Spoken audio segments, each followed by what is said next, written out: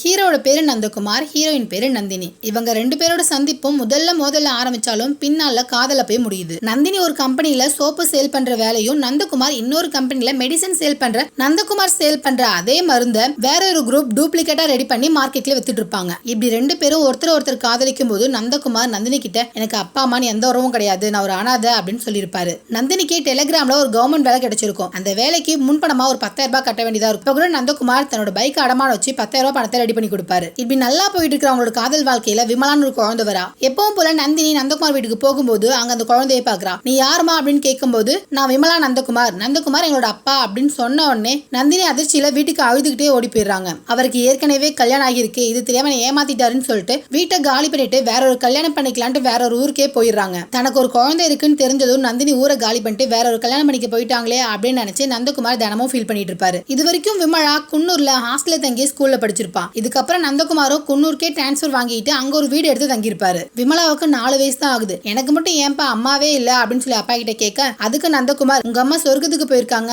அப்படின்னு சொல்லி சமாளிப்பாரு. விமலா இதை போய் தான் கூட படிக்கிற சின்ன குழந்தைகிட்ட சொல்ல, நீ வேணா சொர்க்கத்துக்கு போன் பண்ணி பேச, ஏன்னா எங்க அப்பா அமெரிக்கால தான் இருக்காரு, எங்க அம்மாவும் போன்ல தான் பேசுவாங்க அப்படின்னு கேட்க, உடனே விமலா டீச்சர் கிட்ட ஓடி போயிட்டு என் டீச்சர் அமெரிக்காவுக்கு போன்ல பேச முடியுமா அப்படின்னு சொல்லி கேட்க, ஆமா பேசலாம், 186 கால் பண்ணி உன்னோட அமெரிக்கா நம்பரை கொடுத்தா அவங்க கனெக்ஷன் கொடுப்பாங்க அப்படின்னு சொல்ல, உடனே குழந்தையும் ரொம்ப சந்தோஷமா ஸ்கூல்ல யாருக்கும் தெரியாம டெலிபோன்ல எடுத்து 186 போடுவாங்க. அங்க ஒரு பொண்ணு போன் எடுப்பாங்க. அது யாருன்னா நம்மளோட நந்தினி. குழந்தை நந்தினி கிட்ட சொர்க்கத்துக்கு கனெக்ஷன் கொடுங்க, அங்க இருக்கிற என்னோட அம்மா கிட்ட பேசணும் அப்படின்னு கேட்க, அப்போதான் நந்தினிக்கு குழந்தையோட நிலைமை என்னங்கிறது புரியுது. இந்த குழந்தை ஏமாத்த வேண்டாம் அப்படிங்கிறதுக்காக நந்தினியை குரலை மாத்தி நான் அம்மா பேசுறேன் அப்படின்னு சொல்லி பேச ஆரம்பிச்சிருவாங்க. குழந்தை இதை போய் நந்தகுமார்ட்ட சொல்ல, நந்தகுமாருக்கும் அந்த பக்கம் போன்ல இருந்து பேசுறது நந்தினி தாங்கிறது தெரியாது. ஏதோ ஒரு புண்ணியவதி நம்ம பொண்ணுக்காக இப்படி அம்மா நடிச்சு பேசிட்டு இருக்கா, அந்த பொண்ணுக்கு வாழ்க்கையில எல்லாமே நல்லா இருக்கணும், அந்த பொண்ணு நல்லா இருக்கணும் அப்படின்னு வேண்டிப்பாரு. நந்தகுமார் தங்கி இருக்கிற வீட்டு ஓனர் இருக்கார் இல்லையா, அவர் ஒரு கல்யாண புரோக்கர். எப்படியாவது நந்தகுமாருக்கு 2வது கல்யாணம் பண்ணிடணும், இந்த குழந்தை யார்கிட்டயும் அம்மா அம்மான்னு பேசிட்டு இருக்கே, ஃபர்ஸ்ட் அதை கண்டுபிடிப்போம்னு சொல்லிட்டு செல்போன் கம்பெனிக்கு போயிட்டு அங்க போய் நந்தினி தான் சொர்க்கத்து அம்மா அப்படிங்கிற வரைக்கும் எல்லாத்தையும் கண்டுபிடிச்சிருவாரு. ஆனா கல்யாண புரோக்கருக்கோ ஏற்கனவே நந்தினிக்கும் நந்தகுமாருக்கும் பழக்கம் இருக்கின்றது தெரியாது. கல்யாண புரோக்கர் நந்தினியோட போட்டோ வாங்கிட்டு போயிட்டு நந்தகுமார்ட்ட இந்த பொண்ணை கல்யாணம் பண்ணிக்கோங்கன்னு சொல்லி ரொம்பவே வற்புறுத்துவாரு. ஆனா நந்தகுமார் அந்த போட்டோவை பார்க்காம இருந்த கோவத்துல போட்டோவை கிழிச்சு அனுப்பிடுவாரு. இன்னொரு பக்கம் நந்தினிக்கு அப்பா மட்டும் தான் இருக்காங்க.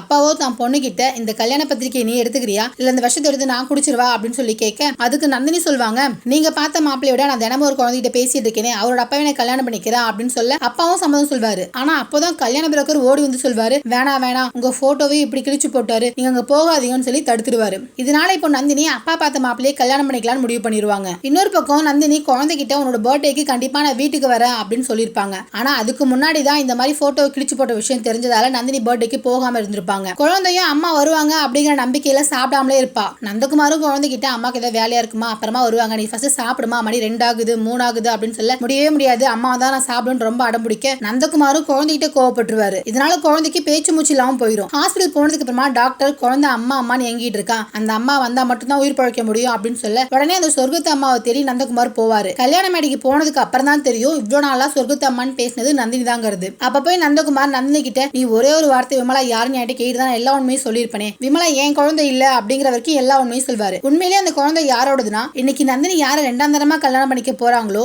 அந்த மாப்பிளைக்கு பிறந்த குழந்தை தான். அப்படி அந்த மாப்பிளைக்கு பிறந்த குழந்தை எப்படி ஹீரோ கிட்ட வந்துச்சு, ஹீரோக்கும் அந்த மாப்பிளைக்கும் என்ன சம்பந்தம், நந்தினி அந்த குழந்தைய போய் காப்பாத்தினாங்களா இல்லையா, நந்தினியும் நந்தகுமாரும் சேர்ந்தாங்களா இல்லையா, இதெல்லாம் தான் அம்மா வந்தாச்சு படத்தோட கதை.